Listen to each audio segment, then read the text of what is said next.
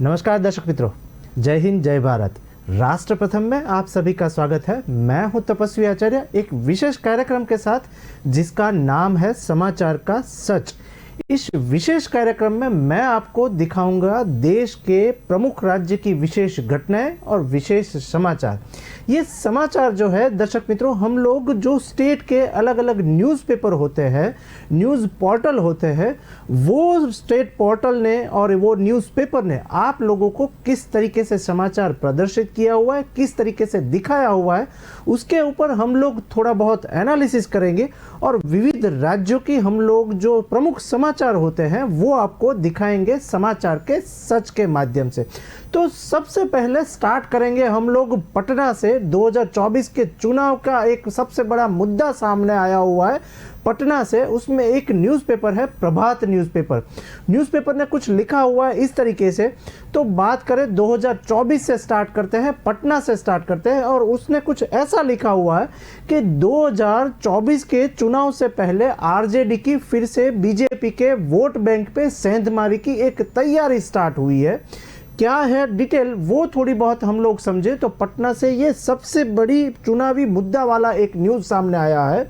तो डिटेल ऐसी है कि सवर्णों पर ऐसे डाले डोरे। उन्होंने एक ऐसा स्टेटमेंट लिखा और उसके साथ एक हेडिंग बनाया कि सवर्णों पर ऐसे डाले डोरे।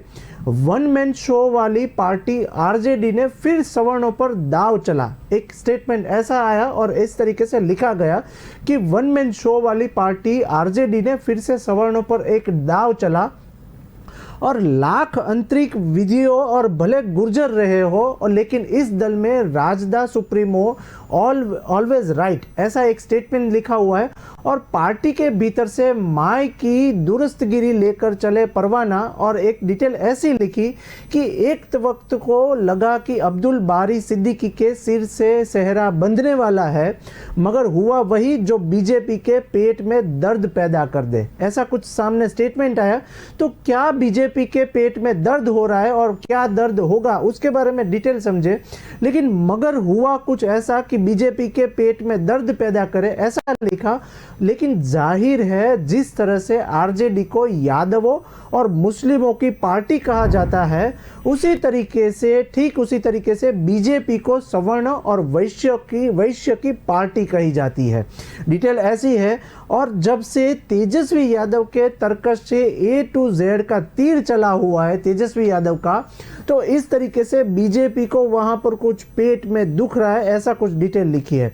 डिटेल क्या है वो मैं पढ़ूं तो डिटेल ऐसी है कि तेजस्वी यादव के तर्कश से ए टू जेड का तीर चला, इस पार्टी के लिए मायने बदल गए। डिटेल ऐसी लिखी है उन्होंने कि डिटेल मायने बदल गए, ऐसा लिखा। संभवतः इसी फैसले पर जगन्नाथ सिंह करके एक वहाँ पर बंदा है, वो प्रदेश अध्यक्ष के पद के लिए विराजमान होकर लगातार एकमात्र सवर्ण नहीं केवल के प्रदेश अध्यक्ष बनने की, बल्कि दूसरी बार फिर से प्रदेश अध्यक्ष बनने की वो ट्राई कर रही है और ट्राई कर रहा है। इसके बीच इसलिए जो भी कह रहा है कि औपचारिकता केवल बाकी रही है और अभी तक केवल एक नामांकन हुआ है। वहाँ पर यूपी बिहार की बात करें या तेजस्वी यादव की बात करें तो वहाँ पर एक नामांकन ही अभी तक हुआ है। और डिटेल ऐसी है कि और यह भी वैध पाया गया। कल कुछ असंभव जैसे कोई कार्य न हो जाए, इसलिए आरजेडी के प्रदेश अध्यक्ष की कुर्सी पर जगदानंद सिंह का बैठना तय माना जाता है। और क्या रहा है अब तक का राजदा के प्रदेश अध्यक्ष का एक इतिहास, तो उसके बारे में जो प्रभात न्यूज़पेपर ने लिखा हुआ है वो मैं समझने की ट्राई कर रहा हूँ और आपको दिखाने की ट्राई कर रहा हूँ। तो क्या रहा है अब तक राजदा के प्रदेश अध्यक्ष का इतिहास, तो डिटेल ऐसी है कि ये बात समझे तो अब तक आरजेडी के प्रदेश अध्यक्ष का इतिहास वर्तमान से कुछ अलग रहा था। सबसे पहले आरजेडी के प्रदेश अध्यक्ष कमल पासवान को बनाया गया था। वहाँ पर जो बनाया गया था वो कमल पासवान थे। वो कमल पासवान तब बने थे। इनके बाद आरजेडी के प्रदेश अध्यक्ष उदय नारायण चौधरी को बनाया गया वहाँ पर प्रदेश अध्यक्ष। और चौधरी के हटने के बाद पीताम्बर पासवान को पार्टी का प्रदेश अध्यक्ष की जिम्मेदारी दी गई। इसके बाद समीकरण में कुछ चेंज आया, बदलाव आया और अब्दुल की बारी सिद्दीकी को प्रदेश अध्यक्ष जो है वो वहाँ पर बनाया गया। लगातार 3 टर्म तक राजदा के वहां पर वो प्रदेश अध्यक्ष बने रहे और हाल के कुछ साल राजदा की राजनीति में परिवर्तन हुआ और जगदानंद सिंह को प्रदेश अध्यक्ष की जिम्मेदारी वहां पर दी जा रही है। अब देखना यह होगा कि तेजस्वी यादव वहां पर क्या कर रहे हैं। वहां पर एक आरजेडी की राजनीति का एक टर्निंग पॉइंट भी वहां पर आया हुआ है। वो क्या है टर्निंग पॉइंट और क्या करेंगे तेजस्वी यादव, उसके बारे में वहां के न्यूज़पेपर और पोर्टल कुछ ऐसा लिख रहे हैं कि क्या रहा है अब तक के राजदा प्रदेश अध्यक्ष का एक इतिहास। तो अब तक आरजेडी के प्रदेश अध्यक्ष का इतिहास वर्तमान से कुछ अलग था और वो जो डिटेल हम लोगों ने बोली और वो जो लिखी, वो लगातार 3 टर्म तक राजदा प्रदेश अध्यक्ष वहां पर बने रहे। अब देखना यह होगा कि ये तेजस्वी यादव किसके ऊपर पलटवार करते हैं और बीजेपी के सामने तेजस्वी यादव का स्टेटमेंट क्या आ रहा है। अब एक दूसरे न्यूज की तरफ रुख करें, दिल्ली की ओर रुख करें, तो वहां पर सबसे बड़ा जो मसला चल रहा है वो आपके अरविंद केजरीवाल के ऊपर और साथ ही साथ बीजेपी के साथ उनका गठबंधन या उसके साथ महामारी का सबसे बड़ा मुद्दा चल रहा है। आपके अरविंद केजरीवाल फोकस कर रहे हैं केवल और केवल गुजरात के ऊपर, लेकिन वहीं पर एक सामने बात आई है दिल्ली की। तो दिल्ली की एक बात करूं, वहां पर दैनिक जागरण और डीएनए न्यूज़पेपर है, उन्होंने एक स्टेटमेंट जारी किया हुआ है।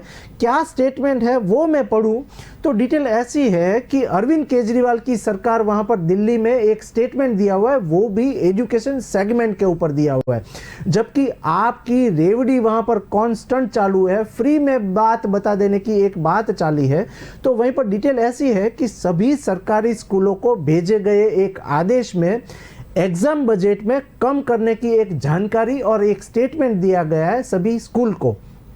डिटेल क्या है वो मैं पढ़ूं, क्योंकि अरविंद केजरीवाल फ्री में सब कुछ बांट रहे हैं और बजट में कुछ कटौती कर रहे हैं। डिटेल ऐसी आई है कि सभी सरकारी स्कूलों को भेजे गए आदेश में एग्जाम बजट कम करने की एक जानकारी दी गई है।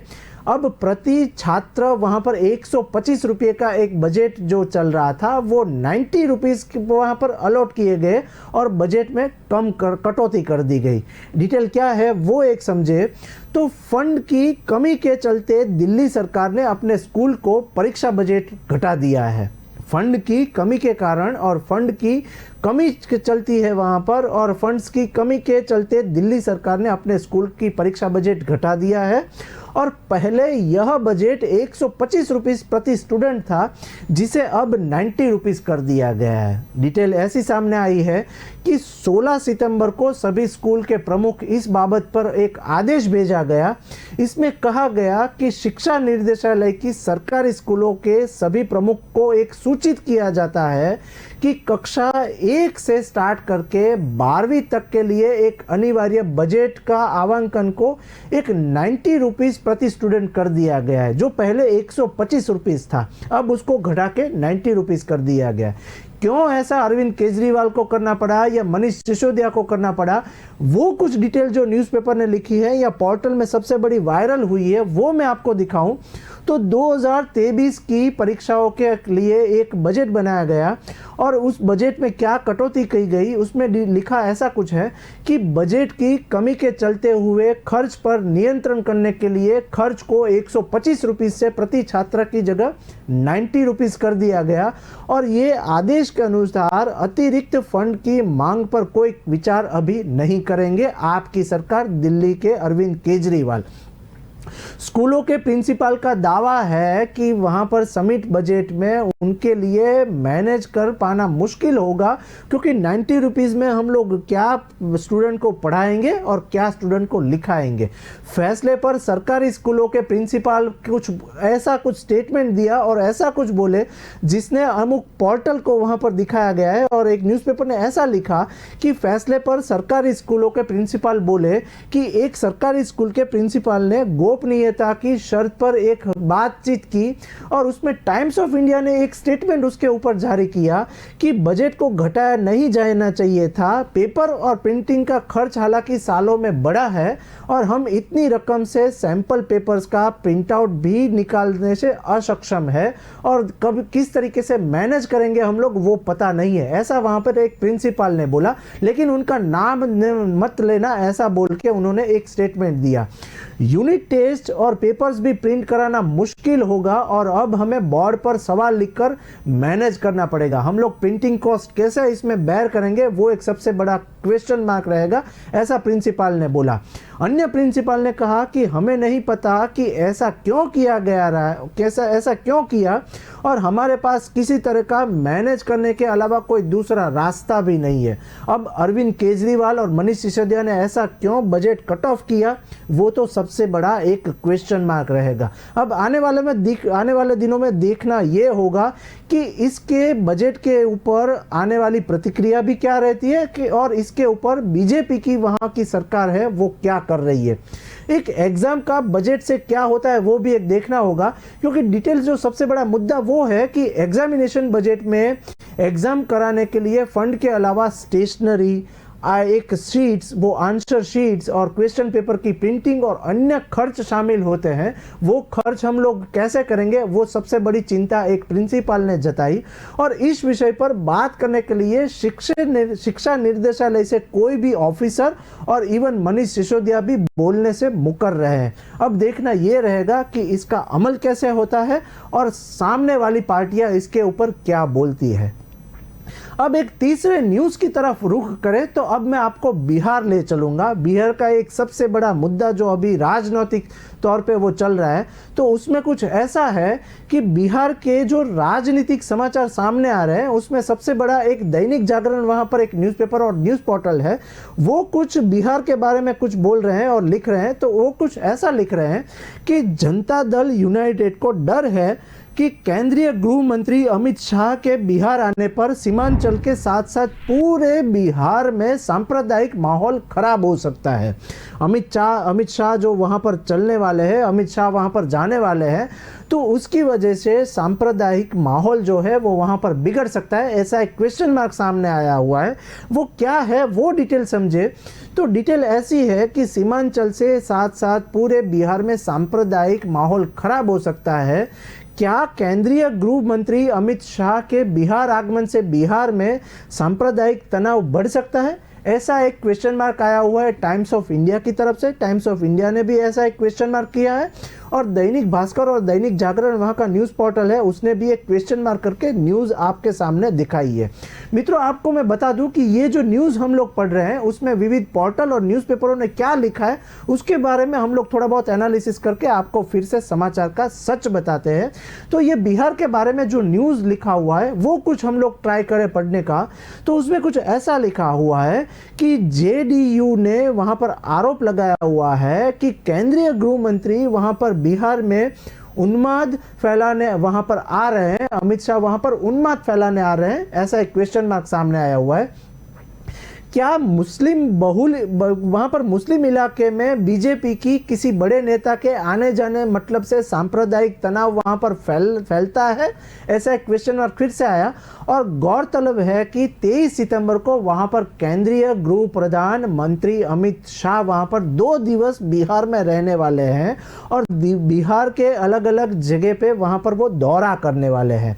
डिटेल ऐसी है कि उनके आगमन के पहले जेडीयू की ओर से यह आंशिकता वहां पर आशंका जताई जा रही है कि अमित शाह जब बिहार में आते हैं और बिहार में सांप्रदायिक सौहार्द बिगड़ सकता है और जब भी वो बिहार में आते हैं तो कुछ ना कुछ हमला होता है या कुछ ना कुछ बवाल होती है, ऐसा एक क्वेश्चन मार्क किया गया है। जेडीयू का प्रखंड मुख्यालयों पर सतर्कता एवं जागरूकता मार्च वहां पर चलने वाला है। क्या जागरूकता मार्च चलेगा वो एक डिटेल आई है कि जदयू ने वहां पर प्रदेश अध्यक्ष उमेश सिंह का कुशवाहा ने एक कहा कि बीजेपी द्वारा सामाजिक सौहार्द बिगाड़ने की साजिश के खिलाफ 27 सितंबर को प्रखंड मुख्यालयों पर सतर्कता एवं जागरूकता मार्च निकलेगी वहां पर। और उन्होंने कहा कि जेडीयू ने वहां पर विकास विरोधी बीजेपी द्वारा सामाजिक सौहार्द बिगड़ने की साजिश का एक पर्दाफाश करने के लिए 27 सितंबर को जागरूकता मार्च वहां पर होगी और वो जागरूकता मार्च में पार्टी के सभी नेता, विधानमंडल दल, के सदस्य और पार्टी एवं प्रकोष्ठों के तमाम पदाधिकारी वहां पर शामिल होंगे। और प्रदेश अध्यक्ष ने कहा कि बीजेपी आरएसएस के एजेंडा पर कार्यवाही वहां पर कर रही है। डिटेल ऐसी बोले वो कि बीजेपी आरएसएस के एजेंडा पर वहां पर वो काम कर रही है और संविधान के संघीय ढांचे को नष्ट कर रही है, ऐसा वहां पर उन लोगों ने आरोप लगाया। और वो डिटेल ऐसी बोले कि जिससे आज भारत की धर्मनिरपेक्षता खतरे में है। उन लोगों ने न्यूज़पेपर में भी ऐसा सच सामने लाने की कोशिश की कि वहां पर धर्मनिरपेक्षता वहां पर खतरे में है। और इससे पहले जेडीयू के राष्ट्रीय अध्यक्ष राजीव रंजन सिंह उर्फ लल्लन सिंह ने वहां पर एक स्पष्ट रूप से कहा कि केंद्रीय गृह मंत्री का मुस्लिम बहुल इलाके में सीमांचल में आने का मतलब वहां पर जो चल रहा है वो मतलब ऐसा है कि मतलब धार्मिक उन्माद फैलाना ही है। ऐसा एक स्टेटमेंट सामने दिया कि वहां पर अमित शाह आके धार्मिक उन्माद फैलाएंगे। उन्होंने यह भी कहा था कि बीजेपी चाहे जितनी भी वहां पर ताकत लगा ले, बिहार के मुस्लिम बहुल इलाके में वह धार्मिक उन्माद नहीं फैला सकते। एक स्टेटमेंट ऐसा लिखा कि वो कितनी भी सारी बीजेपी वहां पर मेहनत कर ले, लेकिन मुस्लिम बहुल इलाके में वह धार्मिक उन्माद वहां पर नहीं फैला सकेंगे। और बिहार की जनता बीजेपी की सोच को नेस्त नाबूद करेगी। बिहार की जनता वहां पर बीजेपी की सोच को और वहां पर नेस्त नाबूद करेगी। और जेडीयू के वहां पर राष्ट्रीय अध्यक्ष लल्लन सिंह ने इस बात को सोमवार को वहां पर फिर से दोहराया कि केंद्रीय गृह प्रधान अमित शाह के आगमन के पूर्व जेडीयू को सांप्रदायिक माहौल खराब होने का डर क्यों सता रहा है। तो उसके बारे में वो ऐसा बोले कि इस पर बीजेपी के पूर्व विधायक और प्रदेश प्रवक्ता प्रेम रंजन पटेल का एक कहना है कि जेडीयू के वहां पर खुद की बिहार का सांप्रदायिक माहौल खराब करने की तैयारी वहां पर कर रही है। और उन्होंने कहा कि 2013 में भी जब प्रधानमंत्री पद की उम्मीदवारी नरेंद्र मोदी की सभा गांधी मैदान में हो रही थी, उस वक्त भी बिहार में नीतीश कुमार बीजेपी से अलग होकर सरकार चला रहे थे। डिटेल ऐसी बोले कि वहां पर 2013 में भी वहां पर नीतीश कुमार बीजेपी से अलग होकर सरकार चला रहे थे। और अब गांधी मैदान में नरेंद्र मोदी के आने के पहले आतंकियों ने और सीरियल ब्लास्ट वहां पर करवाया था। ऐसी एक डिटेल बोले वो लोग। और वहां पर ऐसा बोले कि बीजेपी से अलग होकर सरकार चला रहे थे नीतीश कुमार, और वहां पर गांधी मैदान में नरेंद्र मोदी के आने से पहले आतंकियों ने सीरियल ब्लास्ट भी किया था। इस तरीके से अब देखना ये होगा कि वहां पर बीजेपी क्या रुख कर रही है और वहां पर अमित शाह के जाने के बाद क्या मामला हो रहा है। अब बात करते हैं चौथे न्यूज़ की ओर और राजस्थान की ओर देखना हम लोग ट्राई करते हैं कि राजस्थान में अभी क्या माहौल चल रहा है और वहाँ पर की पार्टियाँ और वहाँ पर कांग्रेस क्या कर रही है। तो उसके बारे में हम लोग न्यूज़ पोर्टल पढ़ने की ट्राई करें या न्यूज़पेपर देखने की ट्राई करें तो वहाँ पर एक राजस्थान पत्रिका का एक स्टेटमेंट सामने आया हुआ है। वो क्या स्टेटमेंट उन लोगों ने फ्रंट पेज पे और लास्ट पेज पे लिखा है वो हम लोग पढ़ने का ट्राई करें। तो एक डिटेल ऐसी लिखी है कि अब पूर्व विधायक भी सरकारी खर्च पर करेंगे विदेश यात्रा। ऐसा एक सबसे बड़ा स्टेटमेंट सामने आया हुआ है। वहाँ पर राजस्थान में अभी कांग्रेस की सरकार जो है वो काम कर रही है, वहाँ पर जो बात चल रही है तो कुछ ऐसा सामने आया कि वहाँ पर अब पूर्व विधायक भी सरकारी खर्च पर वहाँ पर करेंगे विदेश यात्रा। और विधानसभा में बिल पेश किया गया। लंपी पर आज होगी बहस। वहां पर डिटेल भी साथ दो चल रही है कि एक पूर्व विधायक जो है वो सरकारी खर्च पर वहां पर विदेशों में प्रवास करेंगे और वहां पर सबसे बड़ा जो अभी मुद्दा चल रहा है लंपी वायरस रोग का चल रहा है, वहां पर भी आज बिल पास होने वाला है। तो उसकी कुछ डिटेल हम लोग समाचार समझने का प्रयत्न करें तो कुछ राजस्थान की डिटेल ऐसी है कि प्रदेश में अब पूर्व विधायक भी सरकारी खर्च पर विदेश यात्रा कर सकेंगे। ऐसा पूर्व विधायकों को विदेश यात्रा के किराए का खर्च सरकार उठाएगी। वहां पर ऐसा बोले कि पूर्व विधायक की विदेश यात्रा का किराए का खर्च जो होगा वो सरकार उठाएगी और सरकार इसके लिए कानून में बदलाव करने जा रही है और पूर्व विधायकों को विदेश यात्रा के किराए का खर्च अब वहां पर सरकार उठाएगी। और खर्च उठाने का नियम प्रावधान के करने के लिए विधानसभा में आज बिल पेश होगा। राजस्थान विधानसभा में आज बिल पेश किया गया है। इसके ऊपर देखना यह रहेगा कि क्या हो रहा है। लेकिन डिटेल ऐसी लिखी है कि राजस्थान विधानसभा और वहां पर अधिनियमन 1956 की धारा 4 बिहार में एक नई उपधारा वहां पर 2 जुड़ने के लिए बिल सदन में रखा गया है और इस बिल को इसी सप्ताह विधानसभा में बहस के बाद पारित कर वहां पर स्टार्ट करने के एक करवाया जाएगा और बिल के विधानसभा में पास होते ही वहां पर प्रावधान बदलने की प्रोसेस भी शुरू हो जाएगी। वो क्या प्रोसेस होगी उसमें कुछ डिटेल लिखी है कि पूर्व विधायक संघ लंबे समय से इसकी मांग कर रहे थे कि पूर्व विधायक जो है वो वहां पर विदेश प्रवास करेंगे तो उसका पूरा का पूरा खर्च जो है वो राजस्थान सरकार उठाएगी। क्यों ऐसा हो रहा है उसमें डिटेल ऐसी है कि पूर्व विधायक संघ की मांग के बाद सरकार अब बिल को लेकर आई है और विधायकों को तर्ज पर पूर्व विधायकों को भी अब सरकारी खर्च पर विदेश यात्रा करने की सुविधाओं मिल सकेगी। इसमें एक स्टेटमेंट जो दूसरा सामने आया हुआ है उसमें सरकारी खर्च पर विदेश यात्रा के लिए स्पीकर की मंजूरी की एक शर्त आई हुई है। वो क्या डिटेल है वो थोड़ा बहुत और हम लोग जानने की कोशिश करें तो डिटेल ऐसी लिखी है कि पूर्व विधायक को विदेश यात्रा का किराया तभी मिलेगा जब पहले विधानसभा स्पीकर से मंजूरी ली गई होगी। डिटेल ऐसी है कि उनका खर्चा तब पास होगा जब पहले विधानसभा स्पीकर से वो मंजूरी ली गई होगी। उनके साथ सरकारी खर्च पर विदेश यात्रा करने वाले पूर्व विधायकों को पहले स्पीकर से मंजूरी लेनी होगी। जिन पर पूर्व विधायकों की विदेश यात्रा को स्पीकर मंजूर देंगे केवल उन्हें किराया और पैसा मिलेगा या खर्च मिलेगा। इस तरीके से वहां पर देखना यह होगा कि राजस्थान सरकार अशोक गहलोत जो है वो क्या स्टेटमेंट दे रहे हैं और क्या फैसला होगा वो भी हम लोग कांस्टेंट देखते रहेंगे। उसके बाद एक दूसरा लंपी वायरस के ऊपर भी आज स्टेटमेंट वहां पर कुछ होने वाला है। उसमें क्या डिटेल है वो समझे तो आज लंपी पर सदन में एक बहस होने वाली है वहां पर राजस्थान सरकार में।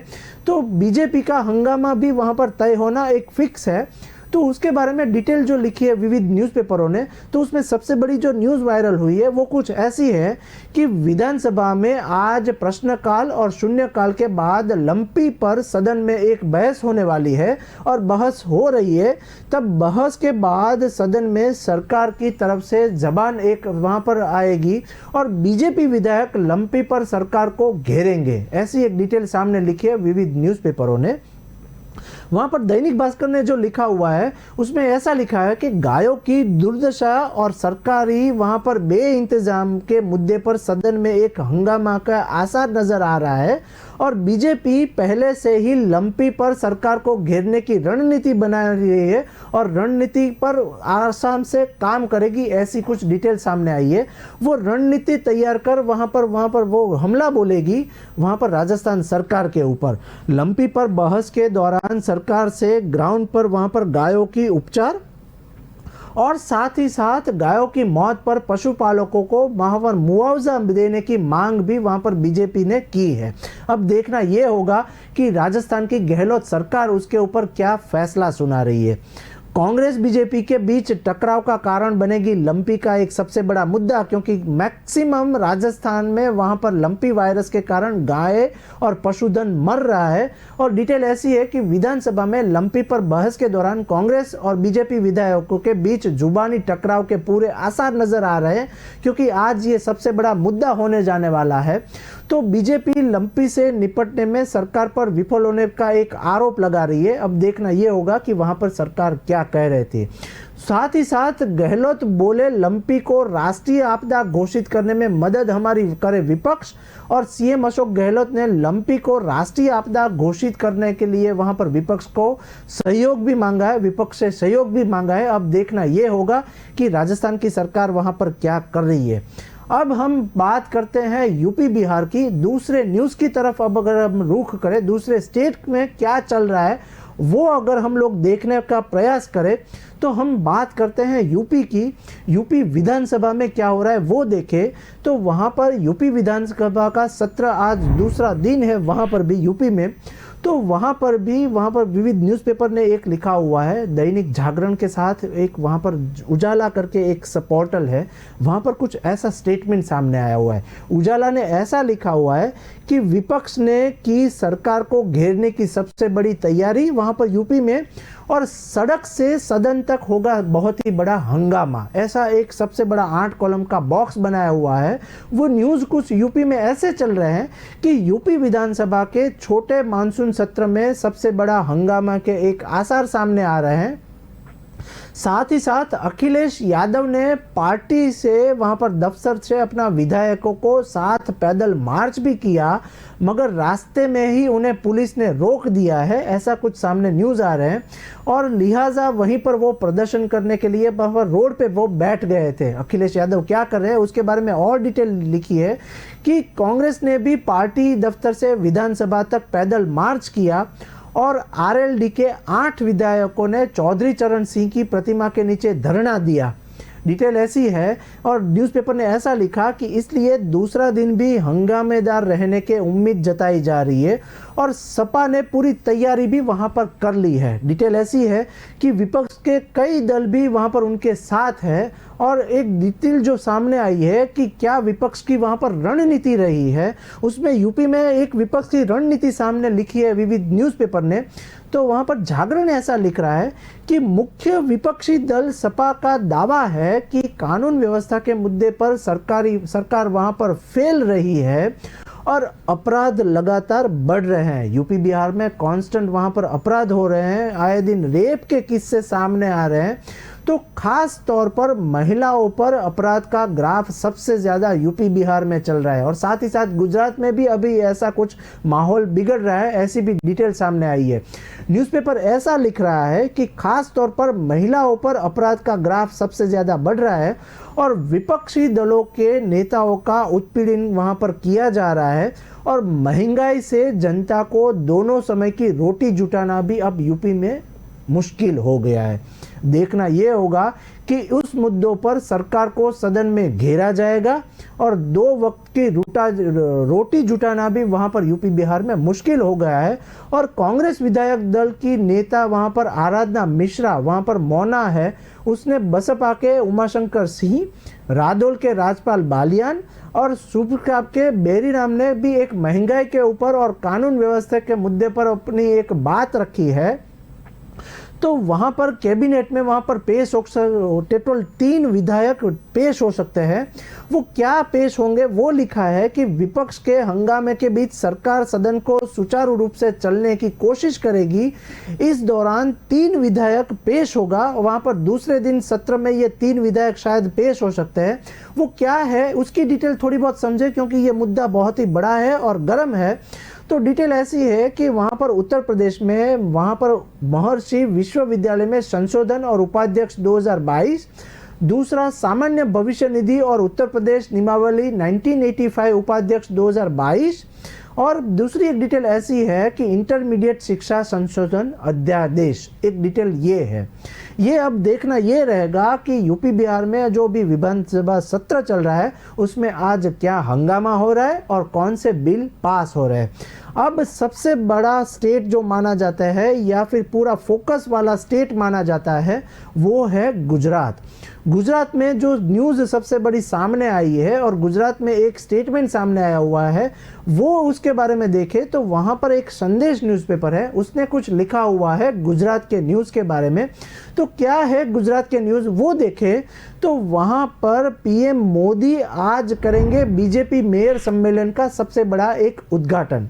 डिटेल ऐसी है, वो संदेश के न्यूज़ समझने का प्रयत्न करें तो वहां पर पीएम मोदी आज करेंगे बीजेपी मेयर सम्मेलन का एक उद्घाटन और गुजरात के गांधीनगर में हो रहा है एक कार्यक्रम, उसमें आज पीएम मोदी वहां पर ऑनलाइन जो है वो कार्यक्रम का उद्घाटन करने वाले हैं।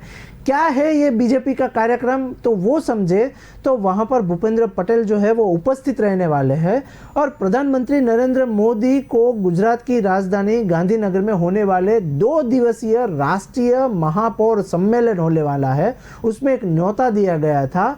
वहां पर वर्चुअल रूप से उद्घाटन आज होगा और उसमें नरेंद्र मोदी शामिल होंगे। इस सम्मेलन में देश भर से भाजपा शासित शहरी स्थानीय निकायों में महापौर और उप महापौर शामिल होंगे और पीएम मोदी भाजपा के मेयरों के इस कार्यक्रमों को संबोधित करेंगे। डिटेल ऐसी है कि यह कार्यक्रम 10 बजे से स्टार्ट होकर शाम को 7 बजे तक चलेगा और उसमें विविध मुद्दे के ऊपर स्टेटमेंट में एक जानकारी दी जाएगी।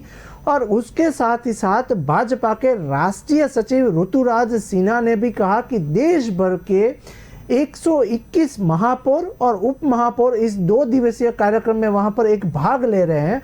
और यहाँ जो महापौर सम्मेलन पार्टी के सुशासन के प्रकोष्ठ द्वारा आयोजित किया जा रहा है और वहां पर देखना होगा कि विविध मुद्दे के बारे में वहां पर क्या चर्चा का दौर चल रहा है।